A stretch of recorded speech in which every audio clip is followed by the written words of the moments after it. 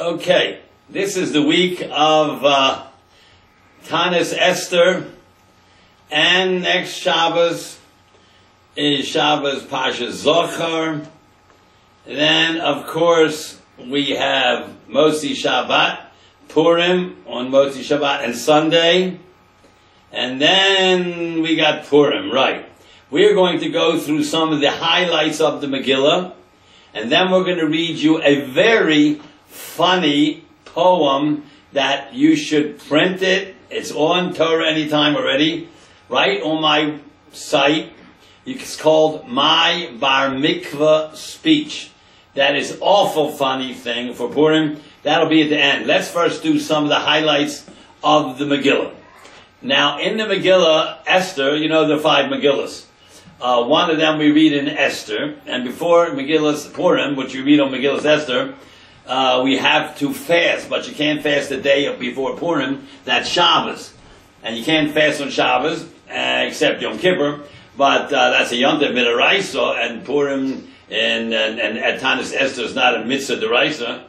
It's not even a mitzvah derabanan. It's a minhag derabanan. That's where we're very makel, very lenient on Tanis Esther, because all the other Tanesim, besides Yom Kippur, the other 5 Tanesim, other 4, something bad happened. Tishba, Sar B'Teves, Tzom Gedalia, Shivas B'Tammuz. But on Purim, nothing bad happened. Instead of killing us, we killed 75,810 of them. So we're makel. It's a minhag Yisrael that all decent Jews keep. So we hope you have an easy fast this Thursday. Starts in the morning, sometime like 6 o'clock, an hour before sunrise, till 8 o'clock at night, and then Friday, and then Shabbos, Parshas Zohar, and then, we got to turn that light on again. That just went off. And then let's now do some of the highlights of the Megillah. You know, they were 39 individual people we mentioned in the Megillah. Achashverosh, the king, and Mordechai, the head of the Jews, and Esther, his wife, who became the wife of Achashverosh, and Vashti, his first wife. You know, he had 2 wives, Achashverosh, and he killed his wife because of his friend, and then he killed his friend because of his wife. He killed Vashti because of Haman, then he killed Haman because of Esther. So we have Achashverosh, Mordechai, he's the leader of the Jewish people, Esther, his niece who he married, or his first cousin, depends who Esther's father was, either Mordechai's brother or Mordechai's uncle. Vashti, Nebuchadnezzar's wife. The Vashti was a blue blood from Nebuchadnezzar. He was not a blue blood. He married a blue blood, a royalty, and then killed her. Haman, the the prime minister of the country who wanted to wipe out all Jews in one day. Zeresh, Haman's wife. And then comes Parshandasa and all the 10 sons of Haman. And then comes Charvona, one of the employees of the king, that the last minute Charvona was taken over or become Eliyahu Hanavi, and he suggested to Achashverosh in a fit of anger to hang Mordechai up on the gallows that Haman made for Mordechai, and that he hung Haman in his own gallows. And then comes Yechoniah, Melech Yehuda. That was the last king of Yehuda, of the first base of Mikdash. That was driven out by Nebuchadnezzar. So let's go into this Achashverosh, who that is. Achashverosh, a brother, a Rosh of the head. That means he was not the brother of Nebuchadnezzar, but he was a brother in feeling. Like Nebuchadnezzar, who destroyed the first base of Mikdash, which lasted for 410 years.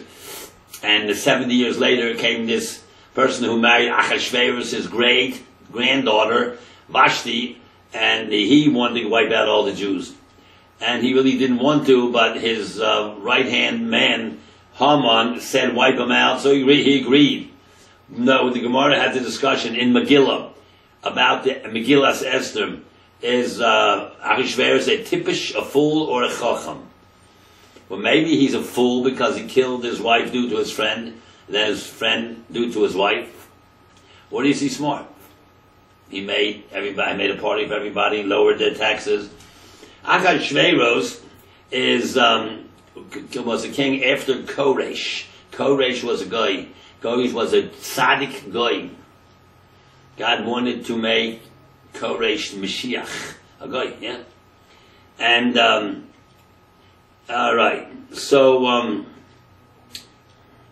Achashverosh was one of the 10 people, kings in the world that ruled the whole world.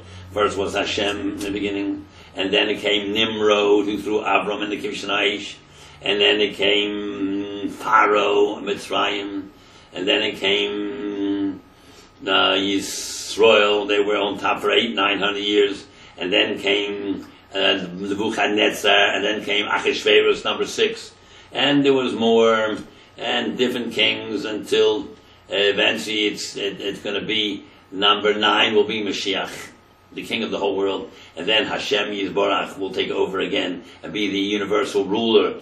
Don't you say every morning when you come to shul before Baruch Shamar in the beginning there, Yigdal Elokim Kai, then it says V'acharei kichlos hakol, when it's all over, all human beings are not on the planet. V'acharei kichlos hakol, levado yimlok, God will rule alone. Over who? No people, no animals, nothing. Were you a king over what? Well, how was it before the world was created? God was there. What was he a king over? That's something human mind can't grasp. V'achrei, afterwards, kichlos hakol, when it's all finished, levado, he alone, yimloch, will rule. That idea is beyond our ability. That's why the next word in the pasuk is noro. It's a fearful idea. Anyhow, there'll be 10 kings that control the world. And Mordechai was the son of Yair ben Shimi ben Kish Ish Yemini.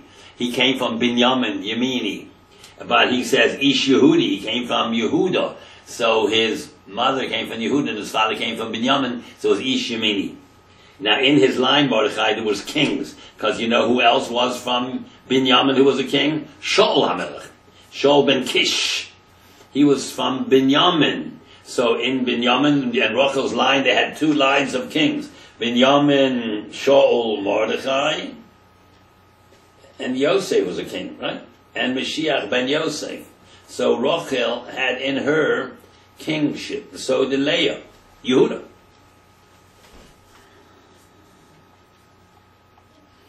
Mordechai ben Yair ben Shimi. Shimi cursed David HaMelech and threw stones at him. And look in Tanakh, and crossed the river, wanted to show that David, you have to be stoned. Threw little pebbles at him. Symbolism, you did Chaim skila. So the David was the king. And David, the soldiers of David said, shall we kill him? No, let him live, because David Aruch HaKodesh, he knew that this guy, Shimi, would have a child, who has a child, who has a child.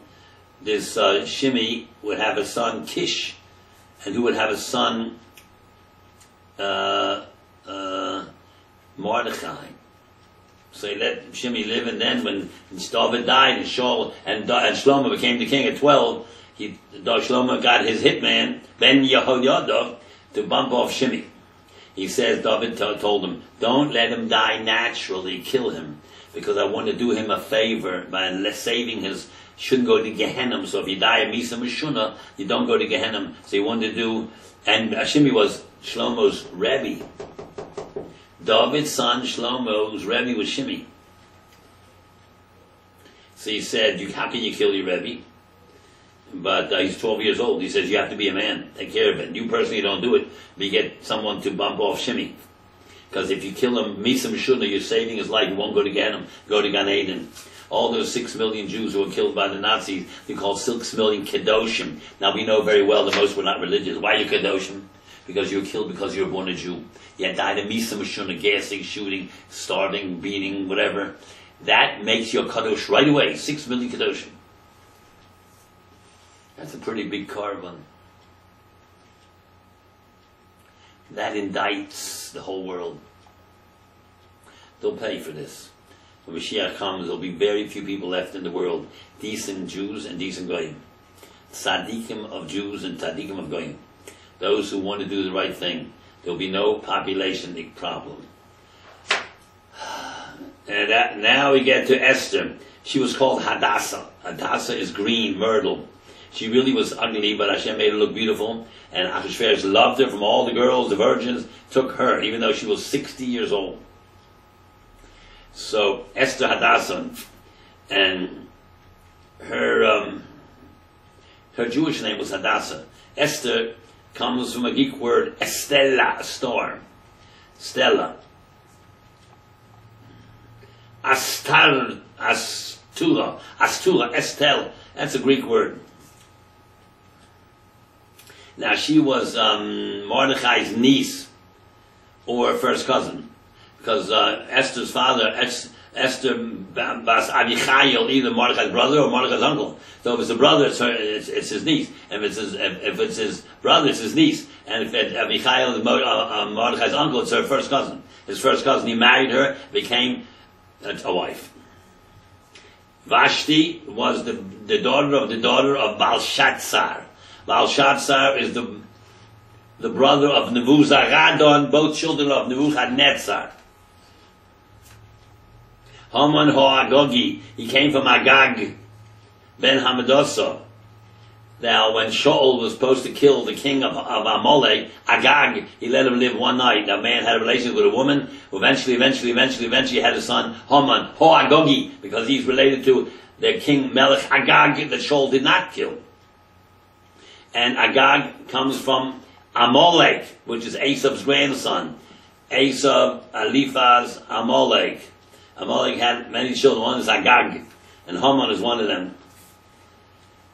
So Mordechai did not bow down to Haman, and Haman came infuriated, didn't want to kill one man. He's the vice president. He wants to kill all the Jews as an excuse. But why didn't Mordechai just disappear and get out of Haman's way? Why did he stick his face in front of him? He has to be massacring what his great-great-grandfather Shaul didn't do. His grandfather Shaul did not kill Agag. And now there comes Mordechai, who is one of the Sanhedrin at Ruach HaKodesh. He did not bow down. He did not give in. He infuriated Haman. That's how you massacre the chet of his great-great-great-great-grandfather Shaul. Hundreds of years before. All right? Hundreds of years. You know how many hundreds of years? Shaul came before David. After David, for 40 years, David, and Shlomo 40 years. And then the son, Chaim ben Shlomo, in the first base of Mikvah lasted 410 years, and 70 years ago was Babel, that's 490 right there. And this was, who knows, maybe before 80 years before the first base of Mikvah. It's, I don't know, who knows how much, 500, 600, 700 years before was Shaul, and Mordechai was at the end of the 70 years before the building of the second base of Mikvah. Zeresh was the wife of Haman. Pashandosa, Dalphon, Asposa, Porosa, Adalia, Arizasa, Parmashta, Arisai, Aridai, Vaizosa, the 10 sons of Haman. If you look up in the Megillah, the 10 sons, 3 of the words have little letters. Pashandosa, the little tov is small. And Parmashta, the shin is small. And Vayizosa, the zayin is small. And Vayizosa has a very big long vav. That tells us that in 1946, 10 Nazis will be hung. How do you know? Because Tov, Shin, the Zion is 707.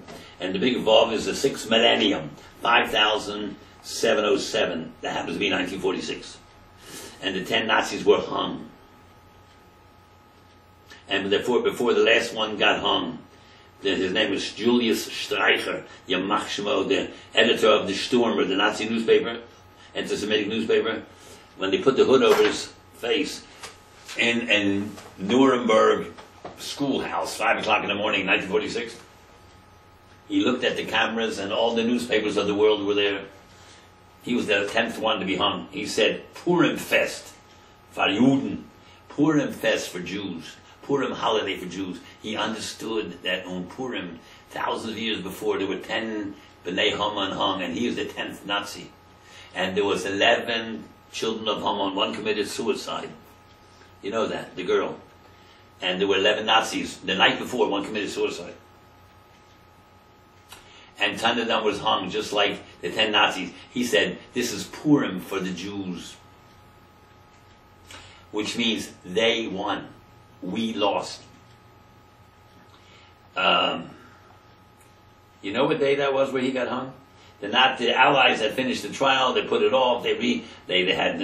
Some people got life imprisonment. Finally, they decided 11 of them should hang. One committed suicide, like one of Haman's children committed suicide, and the 10 were hung. You know what day that was? It was Hoshana Rabbah, the last day of Chalamot Sukkos. You know what it says in the Gemara? Tzadikim are signed up right away in Rosh Hashanah for life. Real Rishoyim are signed up right away the first night of Rosh Hashanah for death. The Beinanim, 99% of everybody else, has Yom Kippur. And because on Rosh Hashanah, 3 books are open. Living, who's going to live, who's going to die, and who's maybe. 10 days later, there's only 2 books. If you do tshuva, after 10 days, Sarah's made tshuva. So it's only Yom Kippur is the living or the dead. By Shana Rabbah, instant tzaddikim was signed up for life. Complete tzaddikim for life. Complete Rishoyim for death. On Yom Kippur, there's no Beinani. It's either life and death. That's the Beinani is judged. That's the 10, and that's the 10th day of Yom Kippur. Then the 4 days later is Sukkot, and the 7th day of Chalamot is Shana Rabbah. Only Rishoyim, it says, the Yom Hadin for Rishoyim. That's when the Nazis were hung on the Shana Rabbah in 1946. In Nuremberg, where they made the Jew laws in 1933. And they said this is going to be a 1,000-year Reich. It lasted 12 years. And it ended with the Nazis getting hung. And there was no Third Reich, 1,000-year Reich, because the leader blew his brains out, Hitler. And these guys got hung, and they said in the news, the New York Times reported, you can go and Google it, and just look under Jewish Streichen, Judenfest, Purim Fest, Purim Festival for Jews. He understood about Purim. It's the day when Jews get revenge. So anyhow, these are the 10 sons of Haman. You look at their names, the 10 names, you find a little Tov, a little Shin, a little Zayin, that's 707, Tov Shin Zayin. And the long Vav of Vayizoso is the 6th millennium, 5707, which is 5707, that's 1946. That's written into the Megillah thousands of years ago that this would happen. If you go onto the Torah anytime, you'll see on the header there, it says the questions and answers on Purim. The first question is, where do you find in the Megillah a hint that the 10 Nazis will be hung? In Megillah's Esther, where do you find that? Here's where you find it. And we have Charvona, one of Achashverosh's employees, but he, at a critical moment, he looked like Charvona, but he really was Eliyahu Hanavi. He suggested to Pharaoh, to Achashverosh, to kill Haman. Yechanya was Yehoiachan, the last king that was driven out by Nebuchadnezzar into Babel. Then Nebuchadnezzar, he was the Melech of Babel, that he drove out the Jews of Israel for 70 years. After 70 years, the Babylonian Empire collapsed, and the second base of English was being rebuilt. His children were Belshazzar and Nebuzaradan. Belshazzar's child was Vashti. So Achashverosh married a blue blood. He was no blue blood. Avichail was the brother or the uncle of Mordechai. So Esther was his niece or first cousin. Then Hasoch, Daniel HaMalach. So Esther said to Hasoch, tell Mordechai to take off those terrible torn clothes. And Mordechai tells back to Esther, you don't know what's going on, but I know Baruch HaKodesh that Achashverosh and Haman had a private affair, a meeting, and they're going to wipe out all the Jews. She didn't know that. So Daniel was the shliach between two of them. Big son Viserys was two bodyguards of Achashverosh. They wanted to kill him. And Mordechai heard them speaking in a very, very foreign language that no one understood, only these two guys, Big Son and Seresh. And Mordechai knew 70 languages because he was on the Sanhedrin, and you have to know 70 languages. Then Mehuman, these were the 7 eunuchs of Achashverosh, his close people who took care of him, and harem, he had a harem, a woman's harem. Mehuman, Bigzo, Charbona, Bigsom, Avakso, Zesar, Karkas, Sayin, Sorise Amelech, they're his personal guards. They were eunuchs, personal messengers. And Karshano, Shesar, Admosa, Tarshish, Moraz, Marsana, Mamukham, 7 Sore Poras, the governors of Persia. Then it was Hago, or Haggai. He was the harem manager of all the women, because the king had many women. Besides, he had a queen. Shashkaz, he was the harem manager too. Therefore, we have, if you add them all up, you have 39 people. Achashverosh, Mordechai, Esther, and Vashti is 4. Haman is 5. Zeresh is 6. 10 sons of Haman is 16. Charbona 17. Yochanya 18. Nebuchadnezzar 19. Abichail is 20. Hasach is 21. Bigsom is 21, 22, 23. Then 7 of them and 7 of them is 23 and 14 is 30. 39, 37, Haggai and Shashgaz, 39 people. Now what about 5 places? Hodu is India, Kush is Ethiopia, Shushan is what every Iranian Jews know as Hamadan, and Poras is Persia, Iran, Modai is Rome. That's the 5 places. So far we had 39 people and 5 places. Now we have different Zamanim. The whole story took place in the course of 12 years. First of all, Achashverosh became a king, and after the 3rd year in office, he made a party for 6 months, 180 days. Well, 6 times 30, 6 months, 180 days, and then he was 6 months. You imagine? And so for the first 3 years, he built himself up, and he made a big golden throne. He stole the throne from the base of Mikvah of Shlomo HaMelech, but the lions didn't let him sit on it, so he built his own throne, looks like Shlomo's throne. And in the 3rd year, he made a Mishnah for 180 days, 6 months. And in the 3rd year and a half, after 6 months, he made a Mishnah Koton, 7 days for the people of Shushan. And then that's on the 3rd year. On the 7th year, he made a Mishnah for Esther because he killed his wife in the 3rd year, and in the 7th year he got a new wife. So 4, 5, 6, 7, 4 years without a wife. The 7th year he made a Mishnah for Esther because she's a queen. And in the 4 years he lived with her after he got married. So he was in the 3rd year. He was in for 3 years. He established himself, and after he made a party for 6 months. And killed, got his wife, didn't want to come naked in front of all the people, he got her killed. And why didn't she want to come naked? They're very lewd people, why wouldn't she want to? People today, people in the entertainment world, they dress very nude, lewd. Why didn't she want to come? No, she was not ashamed, says the Gemara, that she was nude. She wanted to come, but Hashem made a tail grow from her back of her spinal column, a little tail.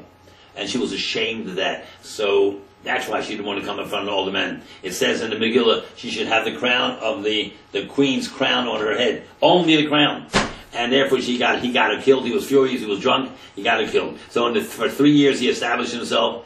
After 3 years he made a party for 6 months. And then in the 7th year, because he killed his wife then, so he had 4 years without a wife. And then he made, on the 7th year, he had a party for Esther because he was from 3 to 7, 4 years without a wife. And then for 4 years he was living with Esther.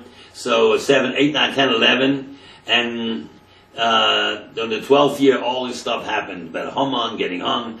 And in the 13th year Achashverosh was killed. 13th of the year of his reign. And he already made Mordechai the prime minister and Esther the queen. So a Jewish couple ran Iran. For many years, they were the king and the queen. And in the 12th year of his kingdom, the first day of Nisan, Haman made lotteries, Purim, many lotteries, and he sent a letter out that in 11 months from now, on the Yud Gimel, on the 7th of Adar,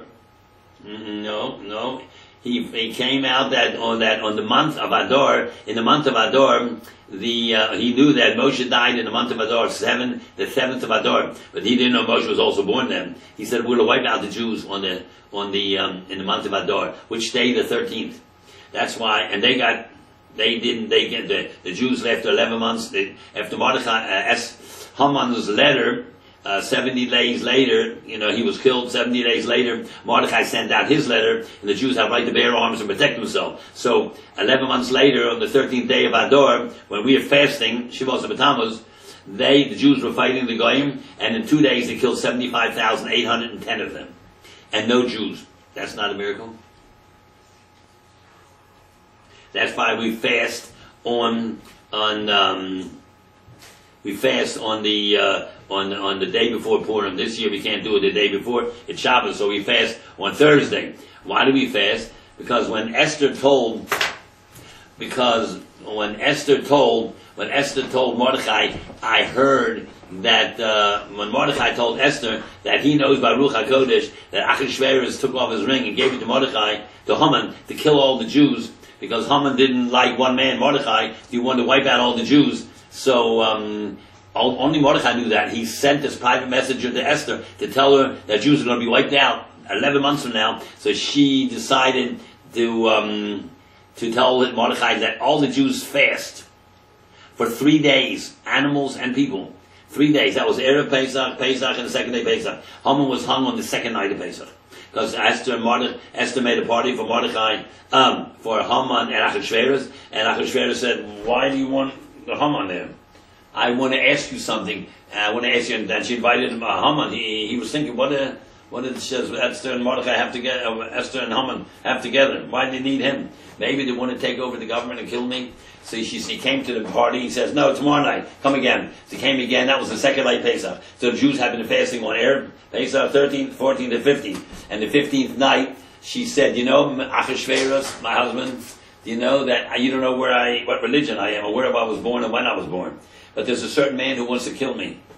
Kill you? Yes, and my nation. Your nation. Who is this evil person? Tell me. She says, sitting right next to you. Haman. And Achashverosh, and Haman turned red. He didn't know that she was a Jew. And Achashverosh got up, it says in the beginning, and went out in the yard, was furious. He saw the workmen cutting down the flowers and the beautiful trees and the orchard. He says, what are you doing? He says, Haman told us to rip up the whole place. He came back, he was furious, and Haman was pleading for his life, begging her, standing over her. The minute he emptied the door, he slipped and fell right on top of her. It looked like he was going to seduce the queen. And at that moment, Chavona, one of Achashverosh's servants, at this moment, Eliyahu was him, but he looked like Chavona. He says, hello, king. He wants to seduce the queen right in front of you. Look at the gallows that Haman made. He said that Mordechai should hang on it. Why don't you hang Haman on it? He says, go ahead, hang on. Bingo, he was hung. In a minute, life changes. Wow. That happened on the third day of fasting, which is the second night of Pesach. And 11 months later, he was dead for 11 months. 11 months later was the war. On the 13th day of Adar, and the Goyim lost and we won.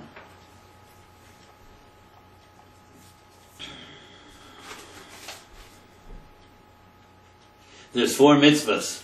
One is Mishloach Manos, to send at least to your friend, Ish L'Re'ehu, at least a woman to a woman, a man to a man, a gift with 2 things, something baked and something cooked, like a piece of meat, fish, that's cooked, and something baked, like a challah. A challah, and something baked and something cooked. Either could be fermented, like a bottle of wine, or a bunch of grapes, that's called cooked, it's fully developed, without being baked. Something baked, like cake or bread, and a bottle of wine or meat. So, chasheva shlach manos is a handmade challah and a bottle of wine. I know today there's a whole industry of shlach manos, fancy packaging with fancy ribbons and plastic and stuff sticking out, $60, $80, $90, $120. I know that, but and mishlach manos, only 2 gifts to one fellow, to one close friend, and matanos levyonim, 2 gifts to two different poor people, 2 gifts to 2 poor people. So that's 2 of the mitzvahs. Mishlach manos and matanos levyonim. Then Sudas Purim, you have to have it in the afternoon, not 5 minutes before sunset. Rov HaSuda got to be eaten before 7 o'clock, around here in New York. And Kriyas HaMegillah, have to read the Megillah at night and the morning. Why in the Megillah night and the morning? Rus, you only read once. Eicha only once. Koheles only once. Shirim only once. Why twice? The others don't have to be read out of a Megillah. This has to be read out of a Megillah. The others have no brachas in front of it and behind it. This has brachas in front of it and behind it. This has to be written on cloth. That you don't have to write on cloth. And there's no brachas for the others. The others are only minhagim. This is a mitzvah, the Rabbanan. Therefore you have to read it twice because the Jews fasted day and night. And by the way, Haman's name is mentioned 54 times in the Megillah. And it says, I will wipe out Amalek. That's where he comes from. I will wipe out is 54. His name is mentioned 54 times. And now let us read you this very funny speech that if you want to print it out, you can have it on Torah anytime. It's right there on the header there. Download it, print it. You have a right to make as many copies as you want. By Shlomiel Klutz. That's a nice name. My Bar Mikvah speech. Today I am 13 years old, and it's my importunity to become an alter yi. I thank my Tif Tyra Eltron that they had Shlachmanis. Excuse me, I mean Rachmanis. And sent me to the local Bar Mikvah school so I could learn what I got to do. My Rebbe, Rabbi Lo Klum, and my other Rebbe, Rabbi Bar Reik, asked me to promise them to put on my tachrichim every single day, and that I should kiss my scissors. Also, I'm going to wear my telescope. Excuse me, I mean my tehillim every single day, 7 days a week. I'm going to go to shul to hear the Chazer daven, and I'm going to read my Chatzmach and Shimon Esrei. My teachers and parents, Lo Aleinu, also teach me about the Homan Tashin. Yomim Tovim, the Jewish holidays. They taught me about the holiday called Russian Schooner and Yankee Clipper. When everybody gets sick from fasting, I sit in shul all day and daven from my mamzer. That's when we all bet on baseball games. That's why they're called the days of penance. And we only attend Orthodox synagogues which has a high chalitza. A high mitzitza. On the first day of Rosh Hashanah, all the boys and girls go down to the river for tachlis.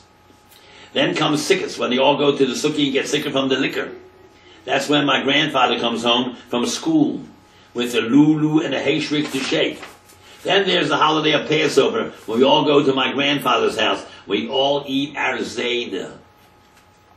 Grandfather sits there with a strudel on his head and wears a long knittel. That's when I recite the 4 kachkas. That's the story that begins with Man Shevitz Halei Lechazeh Mikol HaChazerim. After the 4 kachkas, it's my turn to hide the apocoris. Then we eat the mokas with the murder, which we dip in horror sauce. Charoses. They also taught me about Chanukah. That's when we lighted Chanukah liquor, which they put in a large mitzorah. In school we play games with the Yankee Doodle. The Chanukah Droodle. Then we also play cards a lot, like my father does all year long. Then there is that great and famous holiday card called Bar Room. When we read the Bar Room Magefa. When everybody gets drunk, blasted and stoned, we'll also go to my grandfather's house again and eat his flammentashen. My rabbis, Rahman al-Islam, also taught me about the Jewish history, which is contained in them books, like the Chumash and the Misa Mishuna, and the 63 volumes of Gamliel. It all started with our forefather Abe Ofini, Izzy Ofini, and Jake Ofini, and also about the great leader Mo Osur Labreinu. They also taught me about the famous troublemaker Yerubim about, and about the Jewish fighters and heroes Yehuda Macaroni, Menachem X, and King David Crockett. You know, Friday is the Mohammedan Sabbath. That's why it's called Arab Sabbath. I learned that every time before I eat, I should make a brach. And I shouldn't eat meat unless it's killed by a shegitz, while the Mashiach is watching. Ich will danken mein Rebbe, so haben mir geteacht das jüdische Sprach, als I gut zu sagen. And I want to thank my parents for the wonderful bar mikvah they made for me, and how they worked on Shabbos and Yontif to bring me up to be a good, decent Jew. I hope they will have a lot of menuchos from me, and in later years when they pass away, I will sit shivering for them. I promise to say Kiddush over them and visit their mitzvahs every year. Oh yes, in closing, I would like to say that one should always honor one's parents.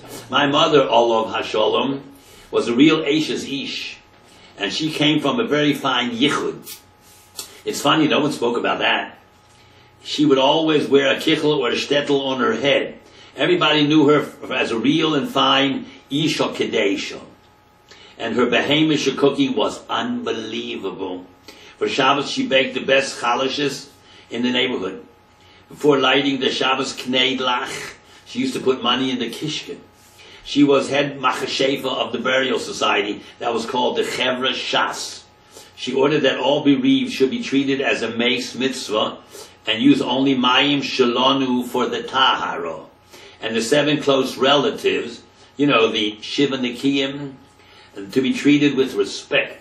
She ordered that if one was too poor for a proper tahara, the 3 gedolei ha'ir, you know, the shalosh sudos, should pay for it from the money of the Paraduma fund. She also commanded that the close relatives, you know, the Shiva Arayos, could carry the body to the Beis HaKatores. Also, so not to embarrass the poor people, all the coffins, Arone HaKodesh, had to be covered with a plain and simple kapores. My father, Zeichel Siyas Mitzrayim, was a great and prominent Tanas Chalom. He was a shechita in the old country. He also came from the finest yichud. And nobody even knew about that. That's funny. He was an honor to look at. He had long white azos on him. Every Friday night he would hold a bechor of wine and say the Kaddish so sweetly. For every situation he had a Jewish saying, either from the Torah or the Nevi'im or from the Keruvim. In shul they always gave him either shlishi or nifter. And we never spoke in shul except during Chazoras Hashatz. On Yom Kippur you should have seen him fall korech. And on Simchas Torah we danced all the 7 hashkochas. He was famous for his sefer, Sevoras HaKeres. And then his second sefer, Divrei Bilbul, Imrei Tipshus.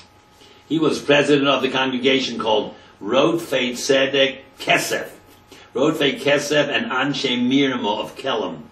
He used to give a weekly pilpul shir in Sifrei Stira V'Kozov. He was well known as the Bluff Hayadua of the Shir Hashavua.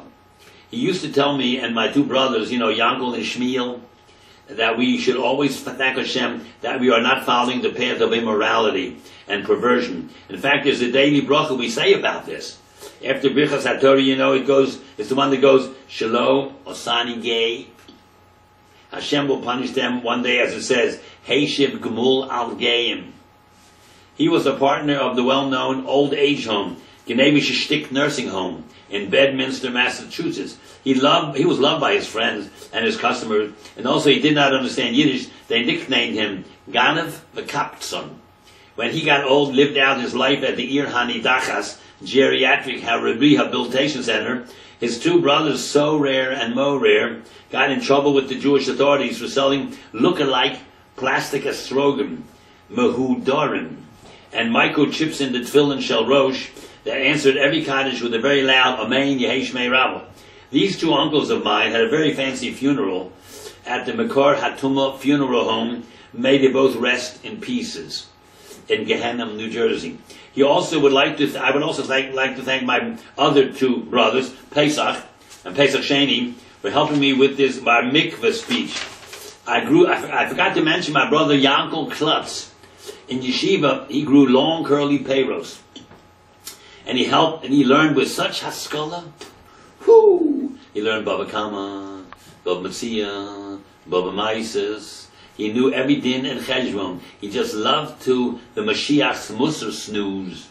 My sister had a wonderful chasna, you know. She walked down the aisle while the chazer sang Baruch Hashem.